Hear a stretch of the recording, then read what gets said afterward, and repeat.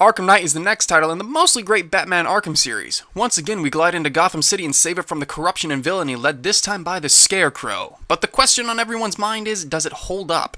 Yeah, not even gonna drag this out, it doesn't. Every time you're on the ground as Batman doing regular Batman things, it plays mostly like every other previous Arkham game. That's fine, Rocksteady did switch the control scheme up a bit, so that was kind of a dick move though. But anyway, they didn't add anything here. I guess it's because it was already nigh perfect in the previous games.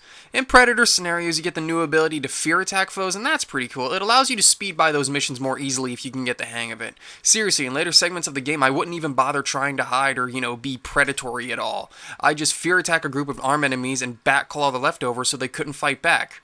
So, it would seem Rocksteady's goal with this game was to have you bypass everything to get to that fucking Batmobile. That Batmobile. I don't know how they did it. I don't know how Rocksteady managed to make one of the coolest fictional vehicles a chore. Let's try and figure this out, shall we? Oh, it looks awesome, but get in the driver's seat. Okay, you know how part of the reason Sonic games these days are terrible is because he moves so frickin' fast no human alive has the twitch reflexes to completely navigate courses? Same thing here. What I found myself doing was repeatedly flicking the right trigger like it was the side of a pile of steaming horse crap. Otherwise, I fly into every piece of Gotham architecture on a 5-mile stretch. Then there's the god-awful battle mode. In car mode, you go too fast, and in battle mode, you move at a snail's pace, but hey, at least you can move side to side, right? What ends up happening in the later tank fights is you're having to awkwardly swap between modes, as in one form you're too slow to avoid fire from the Cobra tanks, but in car mode you fly right past whenever you attempt to fight them. It's maddening. And that's the biggest problem with the whole game. The Batmobile is like one of those clingy girlfriends, and Rocksteady has gone to great lengths to make sure we play with their new toy. Several times in the game you're forced to use it for no better reason than Rocksteady wants you to. Certain missions you can't start unless you're in the Batmobile that have you do no more than go to another place to get out of the Batmobile. Certain doors won't open unless you park the Batmobile in front of it, and all you do beyond that door is get out and talk to a character.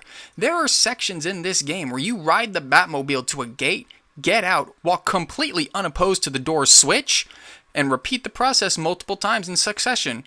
Hey, remember in Arkham Origins when we used the Batwing to get around? It was fast, it was easy, wasn't that nice? I mean, you can call Origins a hack mod of City all you want, but at least Origins didn't force new unwieldy mechanics down your throat. Then there's the plot. Oh, fuck it. If you know anything about Batman lore, then the twist at the end is no surprise. Oh, shiznite, it's Jason Todd. I couldn't have guessed from all the dialogue Arkham Knight made about knowing all Batman's tricks and how they go way back and all the flashbacks to Jason Todd's death, which haven't been referenced at any other point in any other Arkham game. Hell, Warner Bros. Games spoiled this shit when they posted Red Hood all over GameStop. Okay, I'll admit there are a couple of shock moments that happen in this game, but if you have even the slightest idea of what's been happening in Batman comics within the last 10 or so years, the game is about 99% predictable. Take out the Batmobile and the game is fine. In fact, if you did that, it'd just be another Arkham Origins with a better Gotham City to explore. But Rocksteady made a new gimmick, and goddamn if we weren't gonna use it.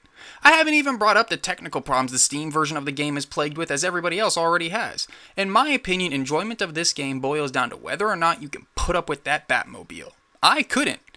That Batmobile can go straight to hell along with quick time events and the entirety of Riot's character creation team.